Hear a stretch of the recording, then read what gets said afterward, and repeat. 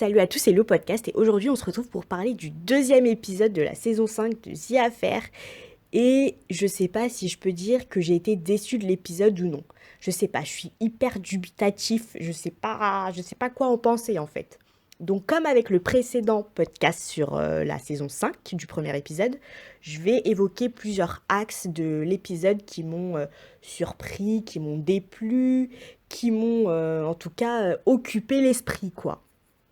Et on va commencer avec le premier axe qui est la partie de Janelle. Je l'ai intitulé comme ça tout simplement parce que, alors, pourquoi parler de Janelle? Déjà, pourquoi les scénaristes, les réalisateurs, bref, pourquoi ils ont décidé de parler de Janelle? Janelle, on s'en moque complètement, elle a aucun intérêt dans la série, ok, c'est la nouvelle meuf de Noah, mais qu'est-ce que ça nous apporte concrètement? Pas grand-chose, enfin, du moins pour l'instant. Moi, c'est pas ce que je recherchais avec cette saison. Je recherchais vraiment, ben, comme je vous l'ai dit, Allison, la mort d'Allison. Comment ils ont évolué là-dessus, comment ils vont chercher à développer cette histoire, autour de quoi, comment. Sauf que là, on nous parle de Janet. Bon, ok, d'accord. Moi, ça me rappelle un peu lors de la saison 3 avec la prof de français. Je sais pas si vous vous en rappelez, mais on nous avait fait une partie sur elle en plus pour l'épisode final de la saison 3. Mais c'était n'importe quoi, j'ai pas compris ce qu'ils ont voulu faire. Et là, ils nous refont la même chose avec Janelle. Aucun intérêt, vraiment aucun intérêt. Qui se préoccupe vraiment de savoir comment Janelle évolue, sincèrement. Et je pense que tout le monde s'en fiche. Tout ce qu'on apprend et qu'on sait probablement déjà, c'est qu'elle a des difficultés dans son travail à se faire reconnaître puisque c'est une femme noire et du coup elle est un peu dégradée, on va dire ça comme ça, et qu'elle retourne voir son ex-mari. Enfin, je sais pas d'ailleurs si son ex-mari, s'ils sont mariés, enfin bon bref, en tout cas son ex-compagnon, qu'elle retrouve pour lui parler de ses problèmes au travail. Et du coup, ils vont s'embrasser de nouveau. Enfin, voilà. En gros, elle va tromper Noah, quoi. Qui s'en préoccupe, s'il vous plaît? Dites-moi si quelqu'un s'en préoccupe. Moi, j'en ai un peu rien à faire. Après, on apprend aussi. C'est la première fois qu'elle rencontre les enfants de Noah. Mais ils n'ont pas étalé l'histoire là-dessus. Bon, ok, d'accord. C'est un peu les personnages qui sont au cœur de l'histoire. Et on nous l'a écarté complètement. Et puis surtout, lors des funérailles, personne ne se préoccupait d'elle. Elle était un peu. Enfin tout le monde. En tout cas, Noah, pas Noah. Le père de Hélène et Hélène l'ont un peu. Enfin, dans sa partie, parce que dans la partie d'Hélène, dans le premier épisode, c'était pas de cette manière-là que c'était présenté. Mais elle est un peu présentée comme une personne à tout faire, quoi. Va me chercher un verre, va regarder si le valet, il fait bien son taf. Enfin, voilà. En gros, Janelle, on nous l'a servi comme ça. Prenez, elle a plein d'histoires. Allez, c'est parti. Mais voilà, on s'en moque un peu. Ensuite, pour passer au deuxième axe que j'ai intitulé l'adaptation du livre de Noah en film, bon, c'est aussi quelque chose qui m'a interpellée, où on voit la scène où ils sont en train de filmer le film, du coup. Je comprends pas. Enfin, ok, d'accord, mais déjà, faut qu'on en parle de l'actrice qui joue Hélène, soi-disant. Ça va pas du tout, c'est n'importe quoi. Voilà, je vais souvent dire c'est n'importe quoi parce que je reconnais pas la série en fait. C'est la dernière saison, ils se sont lâchés, ils se sont dit vas-y, toutes les idées qu'on avait au début, on va toutes les mettre dans la saison 5. Voilà, pour moi, c'est un peu ce que je vois. Et puis, qu'est-ce que ça apporte à l'intrigue de savoir que son que son livre est adapté en film.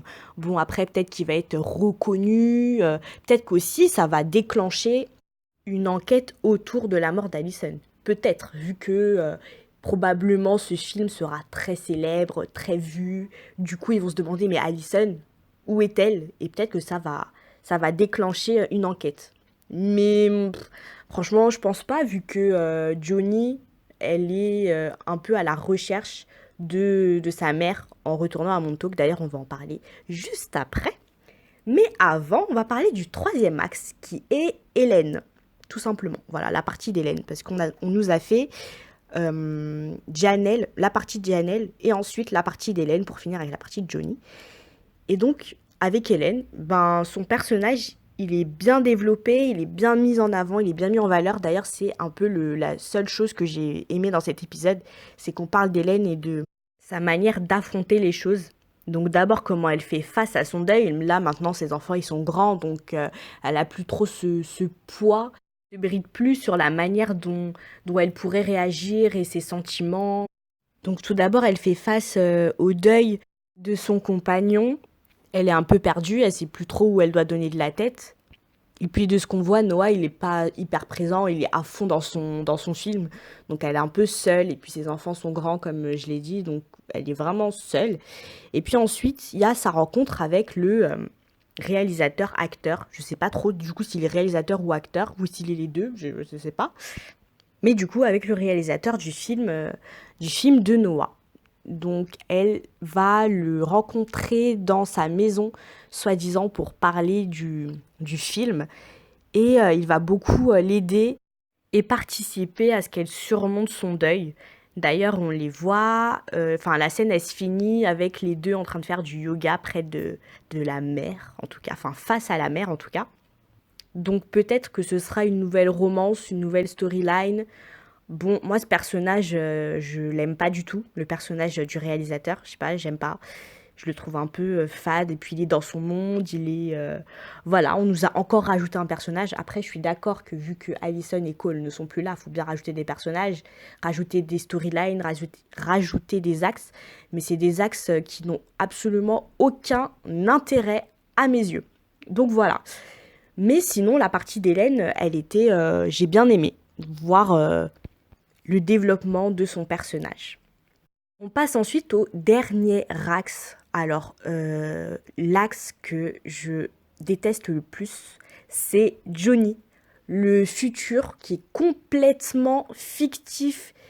Enfin, ils nous ont fait un futur semblable aux années 3000, 4000, en gros, quand personne ne sera plus sur cette terre, en tout cas les personnes de maintenant ne seront plus sur cette terre, ils nous ont fait un futur complètement fictif, qui n'a rien à voir, enfin, hyper futuriste en fait, c'est surtout ça que je veux dire. Et par fictif, j'entends, mais ça ne sera absolument pas comme ça dans les prochaines années. Parce que là, Johnny, elle est adulte, donc pour moi, là, elle a 30, 40 ans maximum, vraiment. Donc ça voudrait dire que le futur, il serait maximum en 2050 peut-être. 2050, 2060. Et encore, j'exagère, hein, franchement. Mais vous pensez vraiment que dans ces années-là, le monde, il sera comme ça? Non, mais faut arrêter. Du coup, ça fait pas du tout réaliste. Et comme je le disais dans le précédent podcast, ce que j'aimais à la base avec cette série, ce que j'aime toujours, c'est que c'est réaliste. À la base. Mais avec cette saison 5, il n'y a rien de réaliste en fait. Donc moi, je comprends pas ce qu'ils ont voulu faire. Et donc Johnny, elle débarque en plus à Montauk. Alors, est-ce que vous avez vu la ville de Montauk, comment elle est complètement saccagée, elle est détruite. Ils nous ont fait un truc, moi je comprends pas, les vrais habitants de Montauk là, quand ils regardent cette série, qu'est-ce qu'ils se disent? Ils se disent, ils ont détruit notre ville. Enfin non, enfin je sais pas s'ils sont contents de se dire, ok, ils ont montré notre ville, c'est super, ou s'ils sont un peu vénères parce que, voilà, on monte leur ville sous un jour un peu chaotique. En fait, c'est ça, c'est vraiment chaotique. J'aime pas du tout. Il y a un peu un esprit Tchernobyl, comme si c'était passé un événement nucléaire horrible. J'aime pas du tout ce qu'ils ont essayé de faire avec cette storyline. Pour l'instant, peut-être qu'à la fin je serai surprise, mais pour l'instant, avec les 2 premiers épisodes de la saison, j'aime pas du tout cette storyline. On nous ramène un futur de Black Mirror, comme je vous l'ai dit, voilà, qui n'a aucun rapport, que j'aime pas du tout. Ils ont ramené un espèce de futur, mais en plus apocalyptique dans la ville de Montauk. Mais pourquoi ils ont essayé de faire ça? Pourquoi, en fait? Moi, je suis pas d'accord. Voilà, je suis pas d'accord.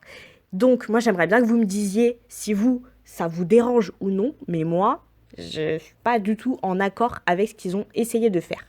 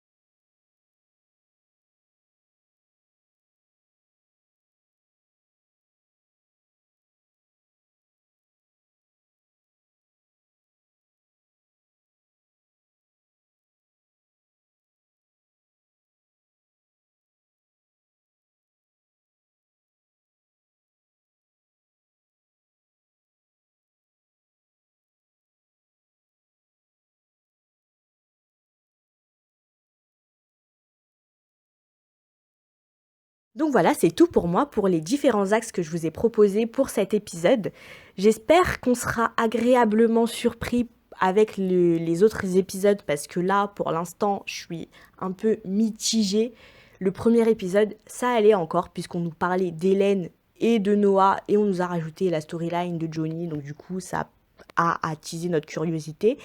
Mais sinon, avec cet épisode, on nous a rajouté la partie de Janelle où on s'en contrebalance et la storyline de Johnny qui est un peu what the fuck. Donc j'ai hâte de savoir ce que ça va donner avec les prochains épisodes. Et je vais vous laisser là-dessus et on se retrouve avec le prochain podcast, peut-être, j'espère, sur l'épisode 3. À bientôt.